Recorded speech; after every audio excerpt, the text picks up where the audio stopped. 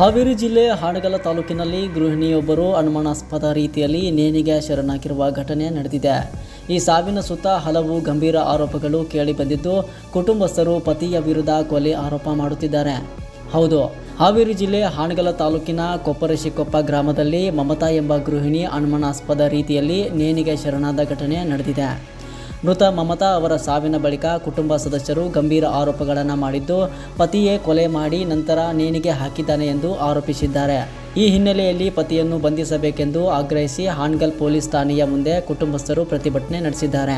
ಘಟನೆ ಬಳಿಕ ಮೃತದೇಹವನ್ನು ಸಂಬಂಧಿಕರ ಒಪ್ಪಿಗೆ ಇಲ್ಲದೆ ಆಸ್ಪತ್ರೆಗೆ ಸಾಗಿಸಲಾಗಿದೆ ಎಂದು ಕುಟುಂಬ ಸದಸ್ಯರು ಆಕ್ಷೇಪ ವ್ಯಕ್ತಪಡಿಸಿದ್ದಾರೆ. ಈ ಹಿನ್ನೆಲೆಯಲ್ಲಿ ಪ್ರಕರಣ ಹಾನಗಲ್ ಪೊಲೀಸ್ ಠಾಣೆಯ ವ್ಯಾಪ್ತಿಯಲ್ಲಿ ದಾಖಲಾಗಿದ್ದು, ಪೊಲೀಸರು ತನಿಖೆ ಮುಂದುವರಿಸಿದ್ದಾರೆ. ಆದರೆ ಮತ್ತೊಂದೆಡೆ ಮೃತಳು ಹೊಟ್ಟೆ ನೋವು ತಾಳಲಾರದೆ ಆತ್ಮಹತ್ಯೆ ಮಾಡಿಕೊಂಡಿದ್ದಾಳೆ ಎಂಬ ದೂರು ಸಹ ದಾಖಲಾಗಿರುವುದಾಗಿ ತಿಳಿದುಬಂದಿದೆ. ಪೊಲೀಸರು ಎಲ್ಲ ಆಯಾಮಗಳಿಂದ ಪ್ರಕರಣವನ್ನು ಪರಿಶೀಲಿಸುತ್ತಿದ್ದು, ನಿಖರ ಕಾರಣವನ್ನು ತಿಳಿಯಲು ತನಿಖೆ ನಡೆಯುತ್ತಿದೆ. ಕೊಪ್ಪರಶಿಕೊಪ್ಪ ಗ್ರಾಮದ ಈ ಘಟನೆ ಹಲವು ಅನುಮಾನಗಳಿಗೆ ಕಾರಣವಾಗಿದ್ದು, ಪೊಲೀಸ್ ತನಿಖೆಯ ನಂತರವೇ ಸತ್ಯಾಂಶ ಬಹಿರಂಗವಾಗಲಿದೆ.